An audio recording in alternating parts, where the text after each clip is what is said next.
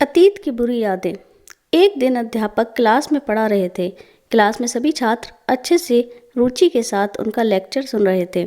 अध्यापक जो भी सवाल पूछते थे सभी छात्र जवाब दे रहे थे, किंतु उन सभी छात्रों के बीच में एक ऐसा भी छात्र था जो गुमसुम बैठा रहता था। अध्यापक ने पहले भी उस छात्र को नोटिस किया था। 4-5 दिन तक तो ऐसा ही चलता रहा। सारे बच्चे बड़ी रुचि के साथ पढ़ रहे थे और सभी सवालों के जवाब भी उत्साह के साथ दे रहे थे, लेकिन ये छात्र एकदम चुपचाप बैठा रहता था। अध्यापक ने एक दिन उस छात्र को अपनी केबिन में बुलाया और उससे पूछा कि बेटा, तुम हमेशा इतने गुमसुम क्यों रहते हो? तुम्हें कोई परेशानी है क्या? उस छात्र ने कहा, सर वो, और इतना बोलते ही वो हिचकिचाने लगा और हिचकिचाते हुए उसने कहा कि मेरे अतीत में कुछ ऐसा हुआ है कि जिसकी वजह से मैं आज भी परेशान हूँ। वो अध्यापक अच्छे थे। उन्होंने देखा कि वो छात्र बात करने में हिचकिचा रहा है। उन्होंने कहा कि बेटा, तुम शाम को मेरे घर पर आना। छात्र ने कहा, अच्छा ठीक है सर। शाम को जब वो छात्र उस अध्यापक के घर पर जाता है तब अध्यापक उस छात्र को अंदर बुलाकर बिठाते हैं। फिर वो अध्यापक अंदर किचन में जाते हैं और उस छात्र के लिए नींबू का शरबत बनाते हैं। वो जानबूझकर नींबू के शरबत में नमक ज़्यादा डालते हैं। किचन से बाहर आकर वो उस छात्र को नींबू शरबत देते हैं और कहते हैं कि ये लो बेटा, तुम नींबू शरबत पियो। वो जब शरबत पीता है तब ज़्यादा नमक के कारण उसका मुंह अजीब सा हो जाता है। यह देखकर अध्यापक उसे पूछते हैं कि क्या हुआ बेटा, तुम्हें मेरा बनाया हुआ नींबू का शरबत पसंद नहीं आया? वो बोलता है, जी नहीं सर, ऐसी बात नहीं है, बस नींबू के शरबत में थोड़ा सा नमक ज़्यादा है।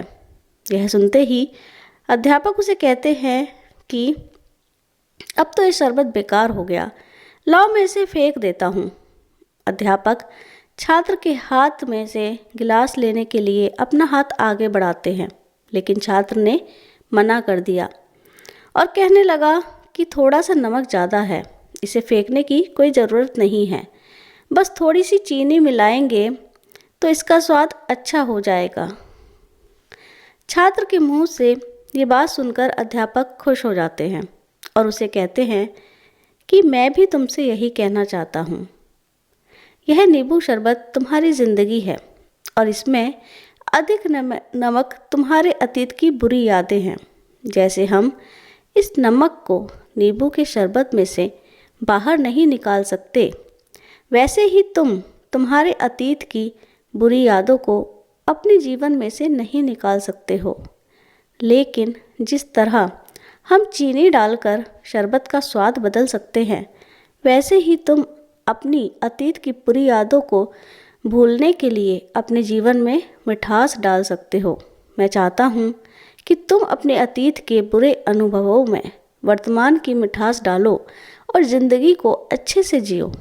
अध्यापक की बातें वो अच्छे से समझ गया और उसने तय किया कि मैं अपने अतीत की सारी बातें भूल जाऊंगा और अपने वर्तमान की ज़िंदगी अच्छे से जीऊँगा।